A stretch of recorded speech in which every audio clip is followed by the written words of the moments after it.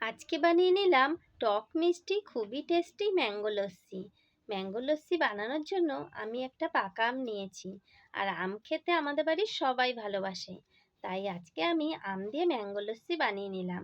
প্রথমে আমটাকে আমি টুকরো করে কেটে নিলাম।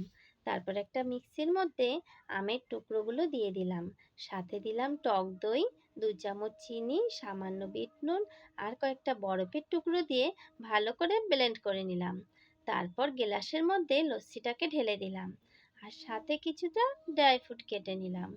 তারপরে গ্লাসের উপরে কয়েকটা আমের টুকরো দিয়ে দিলাম আর উপর দিয়ে ড্রাই ফ্রুটগুলো ছড়িয়ে দিলাম।